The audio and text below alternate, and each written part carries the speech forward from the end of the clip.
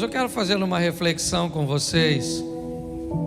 De um tempo para cá, eu tenho buscado oferecer às pessoas que me ouvem o nível de responsabilização, o nível de conscientização diante daquilo que vivem e diante de seus resultados.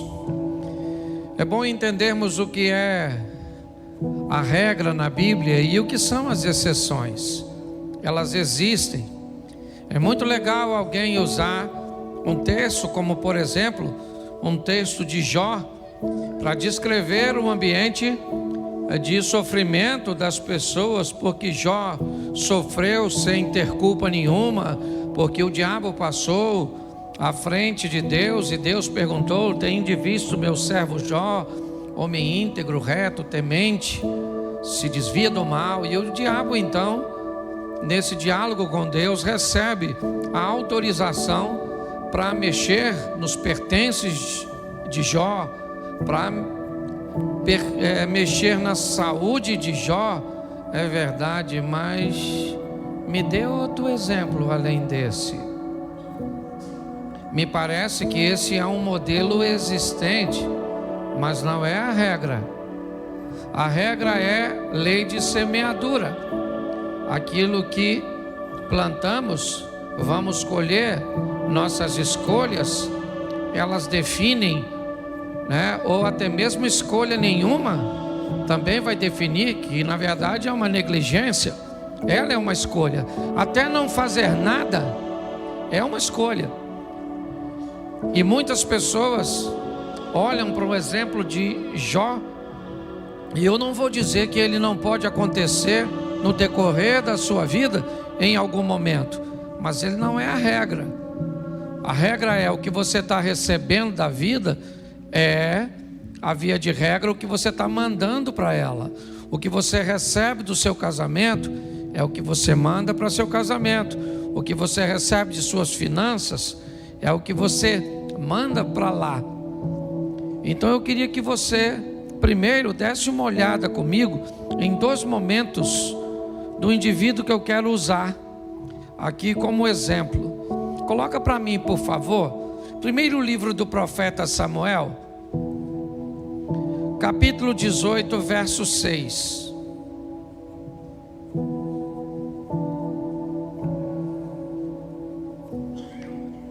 Sucedeu, porém, que vindo eles, quando Davi voltava de ferir os filisteus, as mulheres de todas as cidades de Israel saíram ao redor, ou saíram ao encontro do rei Saul, cantando e em danças, com adufes, com alegria e instrumentos de música.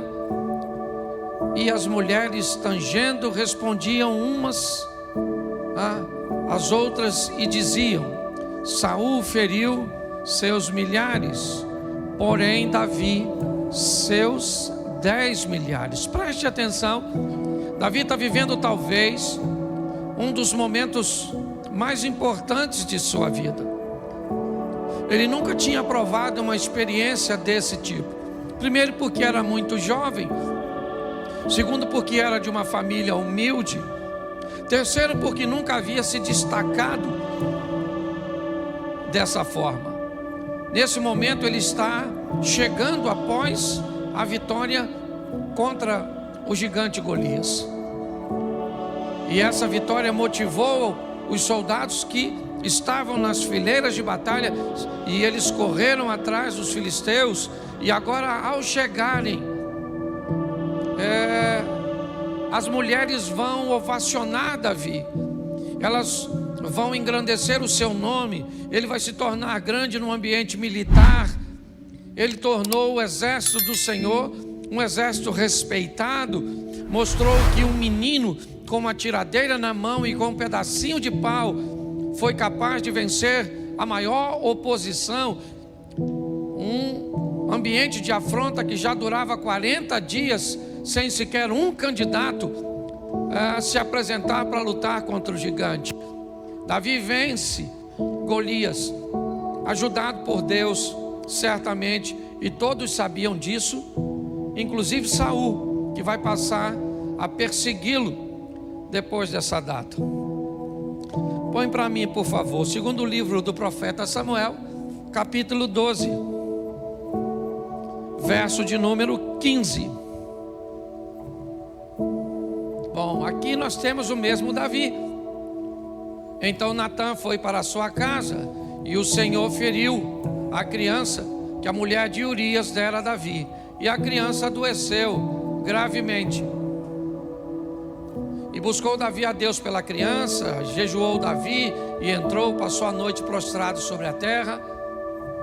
Então os anciãos da sua casa se levantaram e foram a ele para o levantar da terra, porém ele não quis, não comeu pão com eles. Sucedeu ao 7º dia que morreu a criança. Preste atenção, um momento de dor, de perda, de angústia, de sofrimento. Agora Davi vai ter que se levantar e sepultar seu filho. Quem é Davi? O mesmo do capítulo anterior lido. O mesmo rapaz. Agora um homem que foi ovacionado pelas mulheres, que foi respeitado pelos soldados. Agora seus soldados sabem que ele fez nada menos ou nada mais que nada menos que deitar-se com uma mulher que era esposa de um de seus oficiais, seu homem de confiança era Urias. Bom, se ele ganha o respeito no capítulo 18 de 1 Samuel, porque defendeu o exército, agora ele perde o respeito, porque se deitou, um cara dissimulado mandou matar o homem cujo qual ele era o traidor. Deus então disse a Davi, o mesmo Deus que deu vitória a Davi contra gigante, o mesmo Deus que fez com que aquela pedra transpassasse os obstáculos que tinha pela frente e acertasse a fronte do gigante, é o mesmo Deus do capítulo 12 que manda o profeta Natã ir a Davi e dizer para ele tantas desgraças. O seu filho morre, a espada jamais se aparta da sua casa. Você vai ver um filho seu matar o outro. Você vai ver um filho seu estuprar uma filha sua. Pare para pensar. Deus está com esse indivíduo ou não? Quando nós olhamos para as vitórias que ele teve, nós descobrimos que Deus está com ele. Quando nós olhamos para as derrotas que ele teve, nós descobrimos que também Deus está com ele. Simplesmente não está defendendo. Eu preciso fazer uma reflexão com vocês sobre vida eterna e vida terrena. As pessoas estão misturando tudo. Nós precisamos ter um entendimento que são duas coisas bem distintas, ainda como o Abner citou, elas andem bem atreladinhas. Bom, queremos vida eterna, queremos salvação, então é simples demais. O carcereiro está querendo tirar a sua vida, e Paulo diz, crê no Senhor Jesus e será salvo tu e a tua. Preste atenção, que história é essa? Que coisa doida é essa? O cara crê em Jesus e ele vai ser salvo, eu entendo, mas como é que a casa dele vai ser salva, Abner, se a salvação é individual? O que a Bíblia está querendo dizer? Que quando eu creio em Jesus, quando eu me torno cristão, eu salvo a minha vida e salvo a vida da minha casa. Será que eu tenho autorização de Deus para salvar a minha casa? Esse negócio virou coletivo? Não. O que a Bíblia está querendo dizer é que quando alguém é salvo de verdade, quando alguém pega a palavra de Deus e coloca na sua vida como regra de fé em prática, é só uma questão de tempo a quem está ao redor dele também seja alcançado. Vamos para o salmista: prepare uma mesa perante mim, na presença dos meus inimigos, unja a minha cabeça com óleo e o meu cálice transborda. Imagine que essa é a nossa mesa. Você está sentado aqui e seus familiares estão ao redor. Você é esse copo. Preste atenção. Esse é Deus, esse é você. Seus parentes estão aqui. Vamos lá.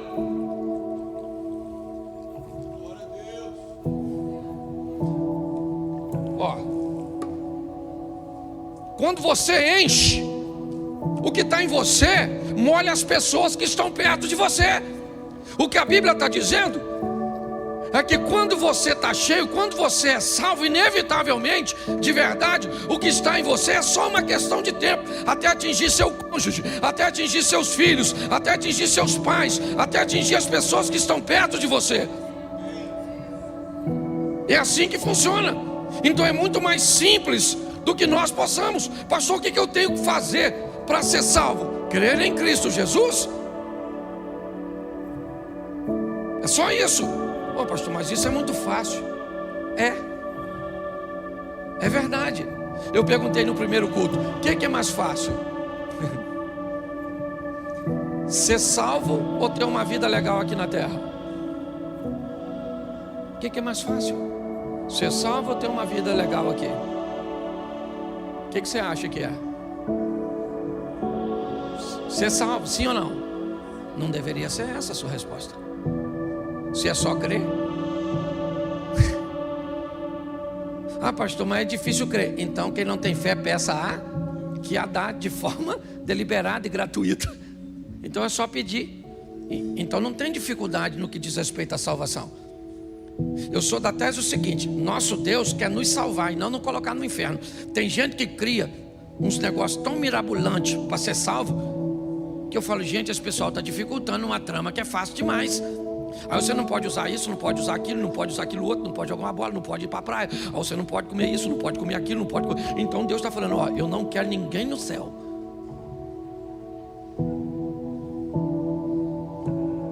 Ah, mano, preste atenção. Uma coisa é você facilitar, outra coisa é banalizar. Eu não estou aqui para banalizar a salvação. Não é isso, mas eu também não estou para dificultar. Ah, você usa calça comprida? Usa. Vai para o inferno. Você usa um batom? Satanás. Se ele for só brilhante, aí uma área do inferno que não é muito quente. Mas dependendo da cor. Entendeu? Aí você já notou que tem gente que parece que não quer que ninguém vá para o céu? Aí é só não pode isso, não pode aquilo, não pode aquilo outro. Nós temos que ter cuidado com isso. O que Jesus quer é nos dar a vida eterna. Foi para isso que ele morreu. E a Bíblia é bem clara dizer: se nós cremos em Jesus, nós seremos salvos, sim ou não? Isso aí. Só que crer em Jesus não te dá a vida boa aqui na terra. E é isso que eu quero conversar com vocês, certo? Quem quer morar no céu, todo mundo está afim. Tem alguém querendo para o inferno? Levanta a mão. Mesmo não querendo, tem uns que vão. Eu penso assim, eu dou o meu parecer. Depois você pode avaliar, os teólogos de plantão, fica à vontade, os achólogos também, fique tranquilo. Preste atenção, para mim, para aqueles que já receberam e conhecem Jesus, se você morrer devagar, basicamente ninguém se perde, porque todo mundo vai para onde sabe o endereço. Ficou doente, a morte começou a parecer que alguém vai apagar o interruptor. Você já falou, meu Deus do céu, tem misericórdia da minha vida, perdoa todos os meus pecados. Você pede perdão até do pecado que não tem. Senhor, perdoa o que eu vou fazer amanhã. Entendeu? O problema é a morte súbita. Infartou, aí não dá tempo mais não, maluco. Aí quando você viu, já está do outro lado. Caraca, morri. Morreu, para onde eu vou? Já sabia desde lá. Ok? Então para mim é mais fácil ser salvo. Eu, por exemplo, eu não tenho medo de morrer, eu tenho medo de dor. Aliás, eu acho que isso é uma coisa de todo homem. É ou não é? Mulher já nasceu preparada para dor. Homem é frouxo quando o assunto é dor. Mulher se corta toda para ficar bonita. Homem, qualquer corte para ele é feio. Certo? Quantos homens aqui já fizeram? Deixa eu fazer uma pesquisa de campo. Se você fosse ter um filho homem, você preferiria normal ou cesárea? desgracei a vida do homem, porque qualquer uma das duas opções dói. Não é? Ele diz assim: eu preferia ser estéril. Era a preferência do homem, certo? Quantas mulheres aqui já fizeram uma cirurgia plástica básica de qualquer natureza para ficar mais bonitinha? Por gentileza, manifeste-se agora. Levanta a mão, por gentileza. Glória a Deus, glória a Deus. Deus abençoe a senhora. E se tiver que fazer mais, faça. Quantos homens aqui já fizeram alguma cirurgiazinha plástica para ficar mais bonitinho? Levante a mão, por gentileza. Já notou que não é regra, é exceção. Lembra do começo da mensagem? Porque pra gente esse negócio de doer não é com a gente, é ou não é? Uma mulher com 39,5 de febre, ela levanta de manhã, bota as crianças pro colégio, faz comida, bota o marido para trabalhar, paga as contas, volta, arruma a casa toda, pega as crianças, faz amor com o marido à noite, toma um antitérmico e vai dormir. Seu marido 37,5, dá uma tonteira nele, a boca fica amarga, ele já mandou avisar todo mundo que não vai trabalhar e possivelmente a morte está rondando a vida dele. E já começa a dar senha de banco. É ou não é? A verdade é essa, querido. Eu preciso mostrar a você algo muito simples, mas que às vezes nós complicamos. Quando o assunto é vida eterna, é fácil. É crer em Cristo. Ok? Temer a Deus e crer em Jesus Cristo nos dá direito à vida eterna. Porém, viver aqui na terra é mais complicado. Por quê? Porque nós vivemos debaixo de uma lei, a lei da semeadura. Se você gosta ou não dela, ela foi criada pelo soberano Deus. Então Ele estabeleceu, e se você concorda com ela ou não. Por favor, pecados podem ser perdoados e anulados pelo sangue de Jesus. Erros precisam ser colhidos por nós aqui na terra. Deus não está aqui para consertar seus erros, não. Ele está para pagar seus pecados. Quando você comete um pecado, mesmo que seja um pecado e um erro, escute só: uma menina engravidou solteira, é pecado, sim ou não? Sim ou não? Sim. É errado, sim ou não? Sim. Jesus perdoa o pecado? E o erro? Não. Ah, o senhor está dizendo que uma criança foi um erro? Sim. Se essa criança vai nascer num lar que não tem estrutura nenhuma para mantê-la, isso foi um erro, criar uma situação dessa. Então as pessoas, me parece, estão confundindo, achando que Jesus está aqui para consertar erros. Não, a palavra de Deus está aqui para que venhamos diminuir os nossos erros. Se venhamos a cometê-los, que sejam erros que causam o mínimo de danos na nossa vida. Porque Deus está conosco. Sim, sempre esteve com Davi. Deus disse isso para ele, que estaria com toda a sua descendência. O cetro jamais se arredará de Judá, até que venha aquele a quem pertence. Então Deus sempre esteve com Davi. Sim.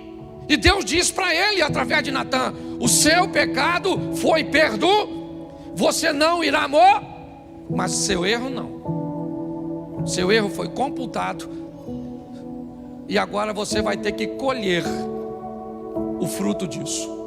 Então quero te mostrar um texto, porque me parece que depois de tantas indas e vindas, Davi aprendeu um pouco.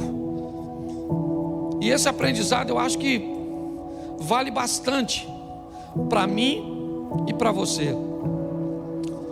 Põe aí para mim, segundo livro do profeta Samuel, capítulo de número 22.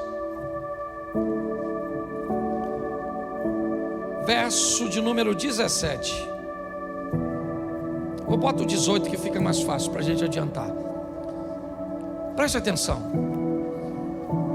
Livrou-me do meu possante inimigo e daqueles que me tinham ódio, porque eram mais fortes do que eu. Preste atenção aqui.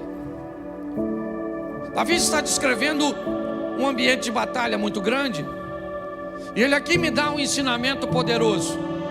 Davi enfrentou muitas batalhas, e uma boa parte delas ele enfrentou sozinho.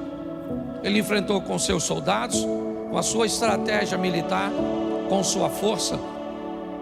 Em muitos momentos Davi sabia que tinha força suficiente, recursos suficientes para ele mesmo resolver seus problemas, sua adversidade. Mas esse texto também diz que em momentos da vida dele, ele enfrentou inimigos que eram mais fortes do que ele. Em momentos da vida dele, ele teve que lidar com desejos que foram superiores às suas vontades. Davi sabia que problemas que ele podia resolver, ele ia lá e resolvia. Mas ele olhou para a vida e diz: quando um possante inimigo vinha na minha direção e ele era mais forte do que eu, presta atenção no verso 19. Olha só: encontraram-me no dia da minha calamidade. Não era apenas um inimigo mais forte, era um inimigo que buscou uma ocasião oportuna. É um inimigo que se aproveitou do momento em que eu não estava muito bem. Porque a vida é feita de altos e baixos. Por que é que você acha que a vida, e a Bíblia diz que é melhor serem dois do que um? Porque quando um cai, se pressupõe que o outro está de pé. Que quando um está trabalhando, se o outro chegar, o trabalho rende mais. O que a Bíblia está dizendo é: se nós tivermos alguém perto de nós, provavelmente esse alguém não vai estar no mesmo momento, passando pela mesma situação que nós. Ou às vezes, mesmo que esteja, ele seja capaz de ter mais força do que nós.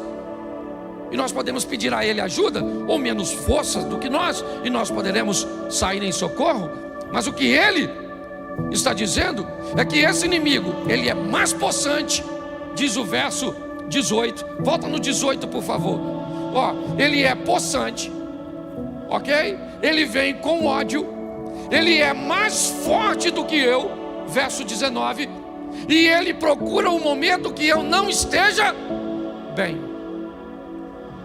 Apesar de tudo isso, Davi diz uma coisa: o Senhor se fez meu esteio. O inimigo veio do jeito que ele quis vir, aproveitou o melhor momento contra mim, mas ele teve que lidar com uma coisa, com alguém que me amparava, e esse alguém era Deus. É isso que ele está escrevendo. Vamos ver por quê. Porque a gente precisa entender porque é que esse cara recebe o apoio de Deus, o esteio veio para ele e não vem para mim e para você. Porque é que ele tem apoio aí, é muito romântico e bonitinho. Eu leio na Bíblia que Deus vai socorrer um camarada, mas aí o Deus da Bíblia não é o Deus da Bíblia de hoje. Então por que é que esse Deus de Davi não vem me socorrer? O que Davi tem melhor do que eu?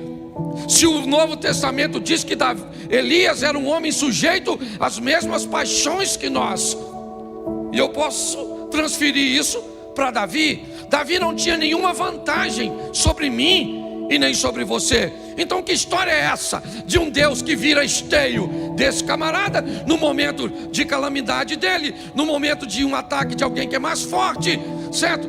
Do ataque de alguém que está odiando, e nós vivemos tudo isso. Cadê Deus?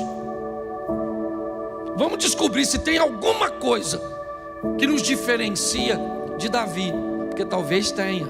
Porque é muito legal você ler o texto, né, da carta dos Filipenses. Porque Deus, segundo as suas riquezas, retribuirá em glória. É muito legal.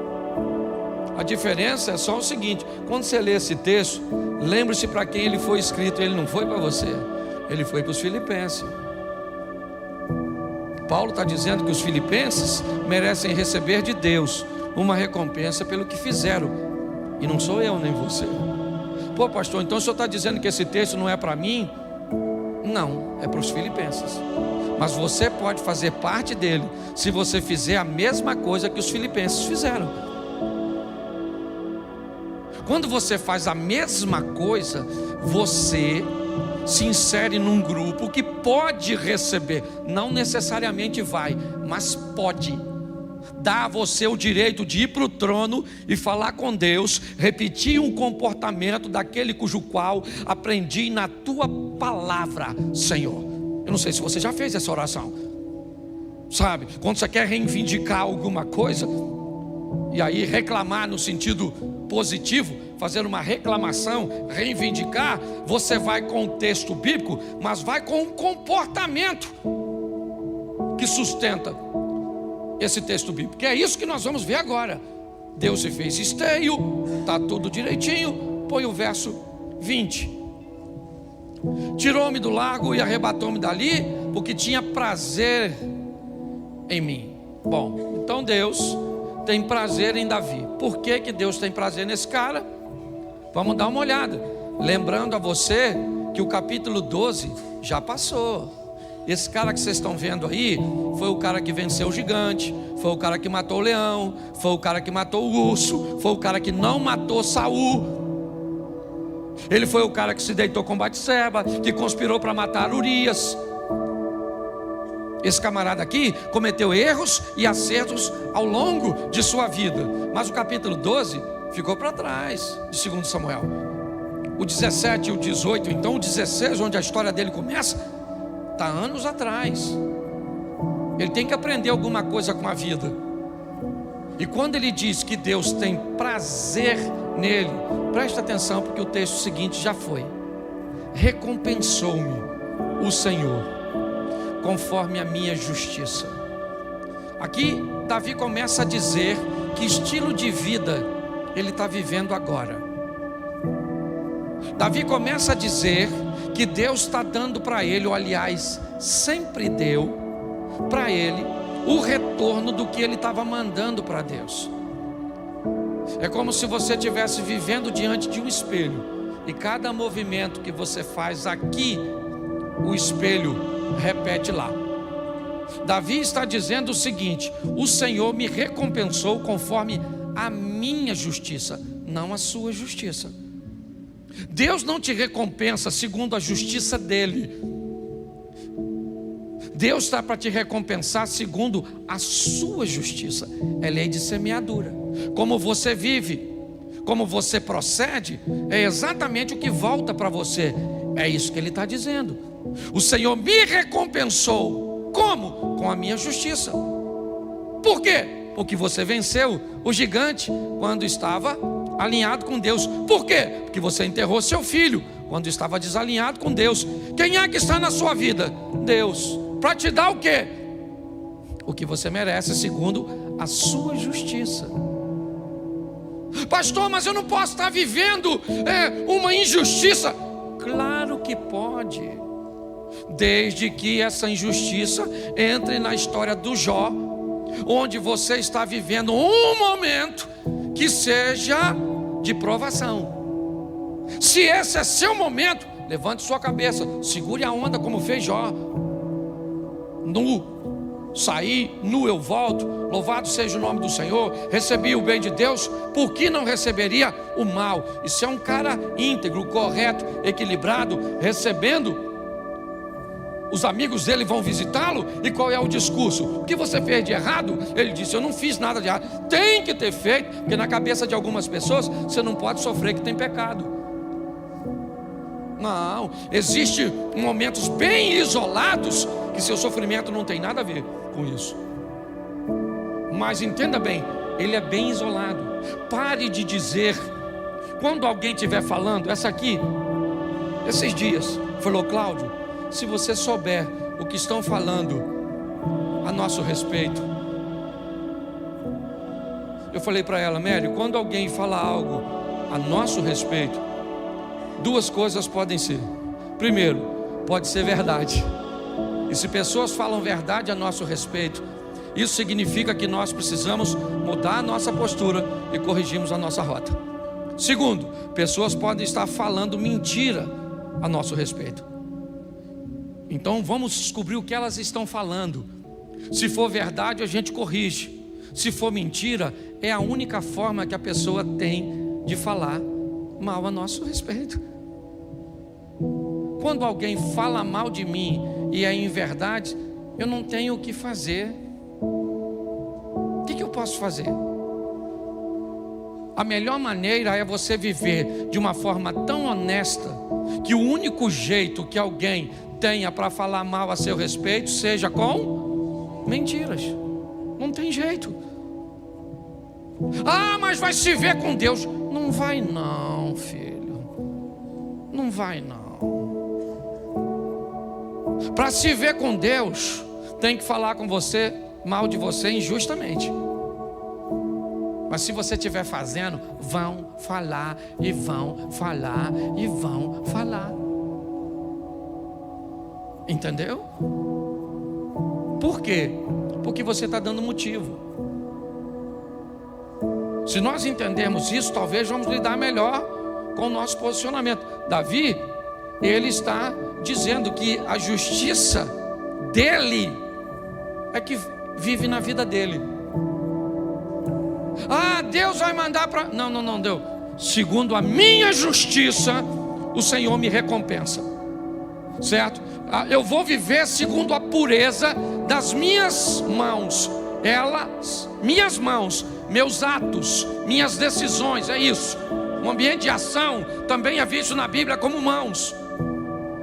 Então, como eu ajo, certo? As minhas ações, se elas forem puras, eu recebo resultado disso. E ele pensa, e ele continua.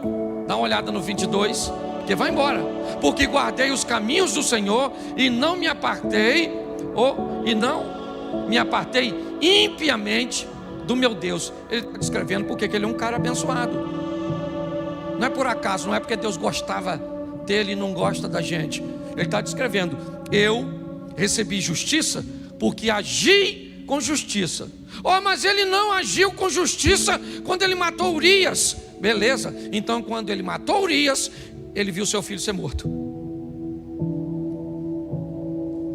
É assim que funciona. Eu preguei esse dia sobre Jacó e Esaú, lembra? Jacó trai o irmão e não resolve o problema e viaja. Quando ele chega lá, Esaú não está lá para se vingar. Mas quem é que está lá?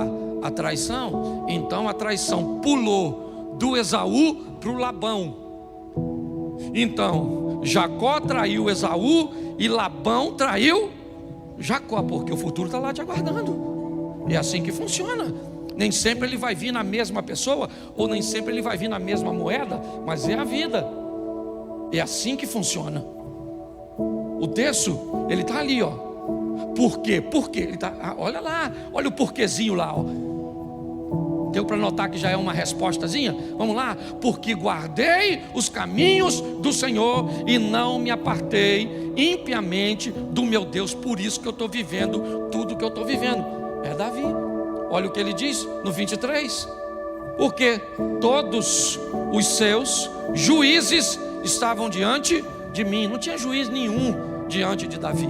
Que juiz que estava lá? Samuel estava lá, é isso? Todos os juízes estavam lá? Não, o que ele está falando foi do que ele aprendeu. O certo. O que ele diz? O certo está sempre diante de mim. Quando eu faço alguma coisa que é errada, eu tenho um juiz, que são os estatutos, para eu não me desviar dele, que é aquela mãozinha do Espírito Santo narrada por o profeta Isaías. Então ouvirei uma voz que dirá por trás de mim: este é o caminho, andai nele, não se desviai nem para a direita e nem para a esquerda. É Deus o tempo inteiro buscando corrigir nossa rota. Está aqui, ó, está aqui.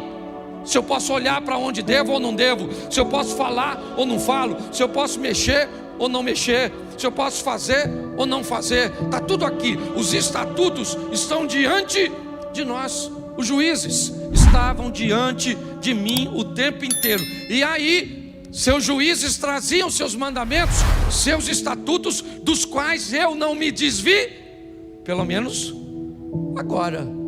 Antigamente se desviou assim. Que negócio é esse desse camarada vir dizer que é um santinho, que é alguém que não comete erros?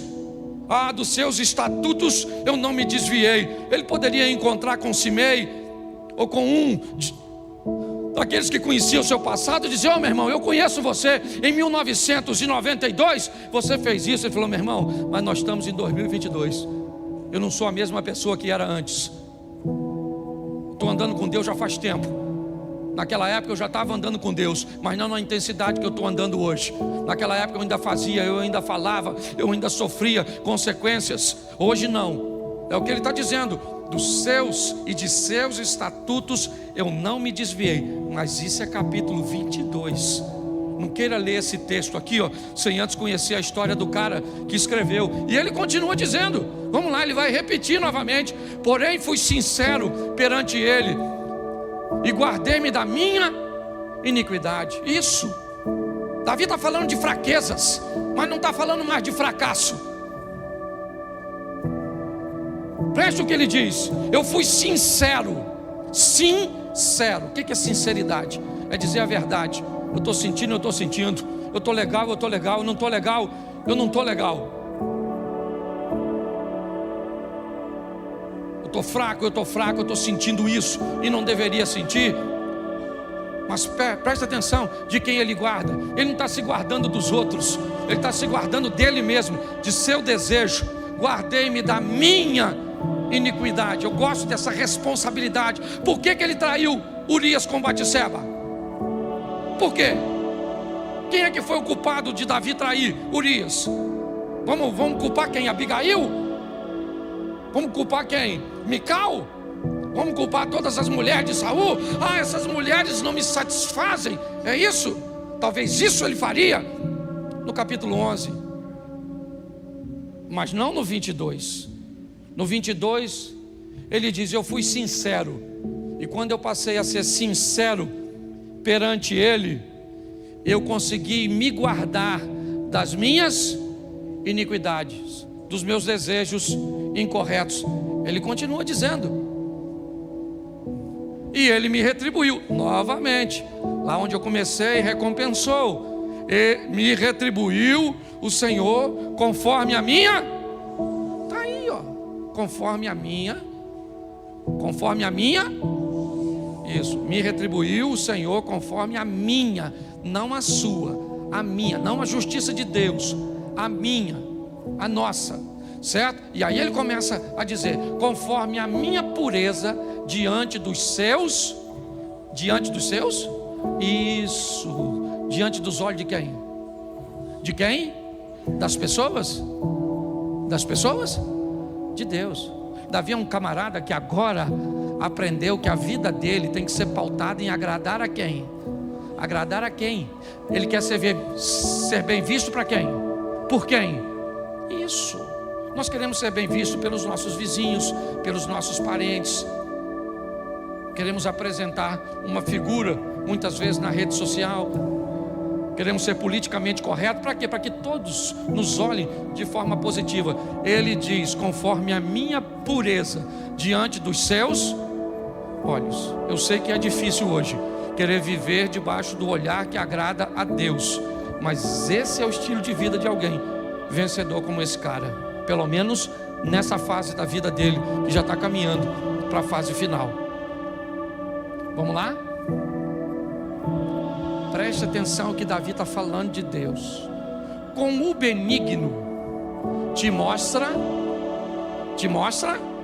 isso. Quando o cara é bom e manda bondade, Deus manda o que para ele? Bondade. Com o varão sincero, Deus faz o que? Sinceridade. Vamos lá? Com o puro ele se mostra, mas com o te mostra. Preste atenção aqui. Todas as coisas boas que eu mando para Deus, Ele me devolve no mesmo tom, sim ou não? Mas quando eu me torno desobediente, quando eu me torno perverso, note que o meu comportamento não muda a essência dele. Em Deus não há mal, não há sombra de variação. Quando o texto diz: mas com o perverso te mostra avesso, o que o texto quer dizer é apenas o seguinte: se eu fiz justiça mandei justiça e o Eliezer quer ser injusto comigo. Vamos lá. Ramã, o tio da rainha Esther, ele manda justiça para a vida, sim ou não? Sim ou não? Sim. Mordecai manda para ele o quê? Injustiça, sim ou não? Quem é mais poderoso, Ramã ou Mordecai? Mordecai. Quando Ramã manda justiça e Mordecai manda injustiça, quem é que entra? Deus. E Deus faz a injustiça virar e pronto. Quando você está alinhado com Deus, você faz o bem e alguém quer te mandar o mal, Deus transforma o mal em bênção. Mas Deus não transforma o mal em bênção quando você manda o mal. Ah, mas se eu me arrependi do mal que mandei, entra no céu, mas colhe o efeito do mal. Por isso o texto diz que todas as coisas boas, você mandou pureza, vem pureza. E se alguém tentar de forma incorreta, Deus entra com providência. Mas quando chega no cara que é perverso, mal, não tem jeito. Eu mandei maldade, Deus faz o quê? Continua onde sempre, no controle de todas, só não se mete. Poxa, pastor, não concordo com isso. Beleza, os caras vão jogar os 3 amigos de Daniel na fornalha. Lembra? Sadraque, Mesaque e Abednego, Ananias, Misael e Azarias. Eles morreram, os 3 rapazes. E os caras que foram jogar ele, morreram ou não? Morreram ou não? Sim. Ué. Vamos lá? Jogaram Daniel na cova dos leões. Beleza. Daniel morreu. Os caras que conspiraram contra Daniel, quando entraram na cova, o leão matou. Vamos lá. O povo está atravessando o mar. Eles morreram afogados. Os egípcios que vêm atrás morreram. Era gente. Do mesmo jeito. Dá para você entender isso? Você quer fazer separação entre o povo de Deus? Faça, fique à vontade. Só estou te mostrando que sempre tem 2 grupos: dos alinhados e dos desalinhados. É só isso. O tempo inteiro Deus está querendo falar isso comigo e com você. Que estilo de vida você quer? Ah, pastor, mas Deus é amor. Beleza. Dizer que Deus é amor não está errado, mas a resposta também não está correta. Ela está incompleta. Um bolo é farinha, sim ou não? Sim ou não? Não. Só farinha? Um bolo é farinha, um bolo é açúcar, um bolo é fermento, um bolo são ovos, é manteiga. Sim ou não? Então por que na hora que nós vamos delinear Deus, Ele é só amor, e aí qualquer tipo de amor vale, qualquer coisa pode? Não, porque amor, porque Deus é amor. Não, Ele é amor, mas Ele é fogo consumidor. Ele é amor, mas Ele é justiça. Nós temos uma série de coisas. Está na hora de você parar de sofrer, fazendo o quê? O mesmo que as pessoas fizeram quando aprenderam as lições da vida. Não foi fácil para esse camarada. Começou no 1 Samuel 16, quando ele entra na história. Momentos extraordinários, fantásticos, é verdade. Mas ele também aprendeu a duras penas o que era desobedecer a Deus, o que era fazer besteira na vida. Mas finalmente, o capítulo 22 chegou para esse cara. E agora esse cara sabe que o que ele vive é nada mais, nada menos do que o reflexo do que ele envia. E aí ele mudou, aí ele ampliou sua mente. E dê uma olhada no final da história de Davi. Começa a ler depois desse texto. Dá uma olhada nesse cara. Vai ver como ele treinou seu filho Salomão, seus conselhos.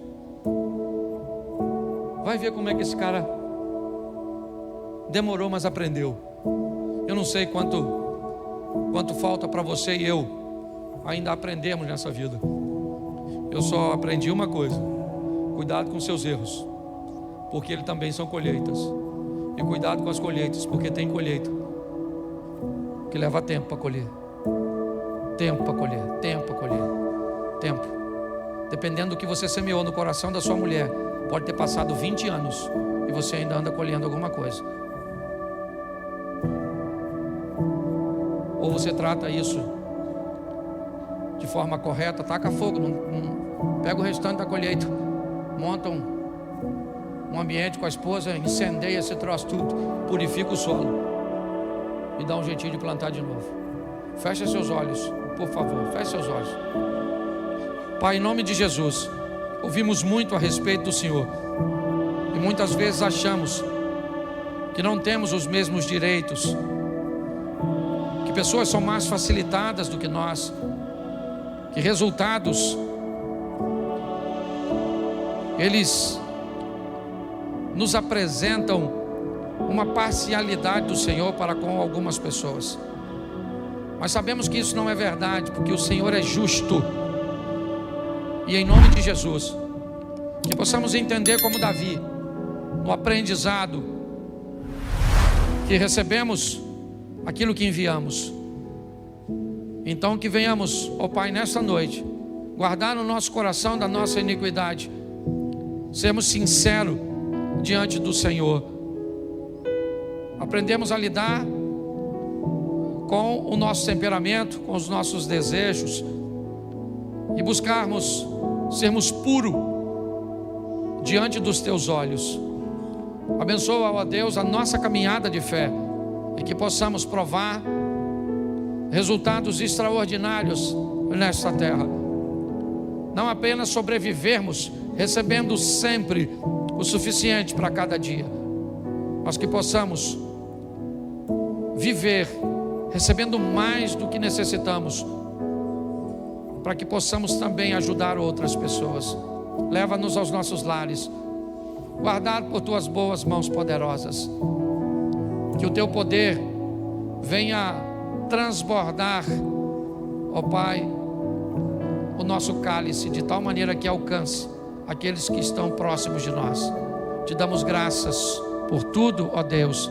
Que tenhamos uma semana de bênção, uma semana de vitória, uma semana de boas notícias e de bons negócios.